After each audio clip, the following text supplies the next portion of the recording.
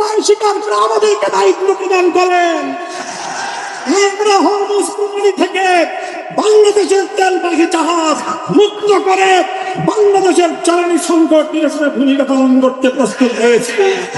বন্ধু প্রতিম দেশ ইরান বাংলাদেশের সঙ্গে বন্ধুত্বের হাত বাড়িয়ে দেয়, কিন্তু বাংলাদেশ চরমভাবে কূটনৈতিক ব্যর্থতার পরিচয় দিয়ে এখনো পর্যন্ত হরমুজ প্রণালী থেকে একটি জাহাজ মুক্ত করতে পারেনি। যদি আপনারা না পারেন, ব্যর্থতার দায় স্বীকার করে আমাদেরকে দায়িত্ব প্রদান করেন। আমরা হরমুজ প্রণালী থেকে বাংলাদেশের তেলবাহী জাহাজ মুক্ত করে বাংলাদেশের জ্বালানি সংকট নিরসনে ভূমিকা পালন করতে প্রস্তুত হয়েছে।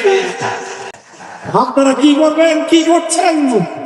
বাংলাদেশ ব্যাংকের গভর্নরের পদ দখল করেছেন। বাংলাদেশের গোটা ব্যাংক সেক্টরকে দুর্বৃত্তদের হাতে তুলে দিয়েছেন। এভাবে ব্যাংক সেক্টর থেকে আবার দুর্বৃত্তপনার মাধ্যমে বাংলাদেশটাকে আপনারা ধ্বংস করার পায়তারা করছেন।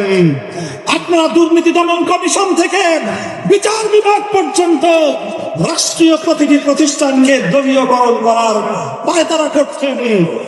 আমাদের আখেরি পয়গাম, বাংলাদেশ ইনশাআল্লাহ কোনদিন সেই একদলীয় বাকশালতন্ত্র অথবা বিএনপি তন্ত্রের যুগে ফিরে যাবে না। বাংলাদেশের শহীদ প্রেসিডেন্ট জিয়াউর রহমান যেভাবে বহুদলীয় ব্যবস্থা বাস্তবায়ন করেছে, সেই ব্যবস্থার রাজনীতি যদি করতে পারে বিএনপি টিকে থাকবে, অন্যথায় বিএনপি তার অস্তিত্বের সংকটে পড়বে।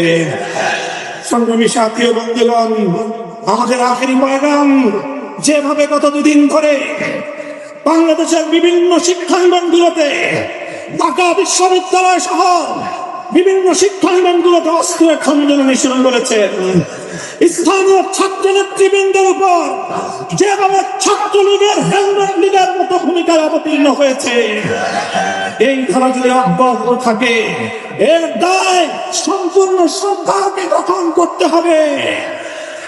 মব সংস্কৃতি বন্ধ করুন। দ্রব্যমূল্যের লাগাম টানুন। এভাবে রাষ্ট্রের প্রতিটি সেক্টরে বিরোধী দলের পক্ষ থেকে সহযোগিতার যে আহ্বান জানানো হয়েছে, সেই আহ্বানের সারাদিন ইনশাআল্লাহ আমরা সহযোগিতার বিরোধীদের এগিয়ে নিতে প্রস্তুত। কথা বলেন ঠিক কিনা? আমি আজকের এই বিশাল গণসমুদ্রকে লক্ষ্য করে এখন কথা জিজ্ঞাসা করতে চাই। এই কালো পতাকা কোনো মানে, আমি আপনাদেরকে বলতে চাই, আজ গণভোটের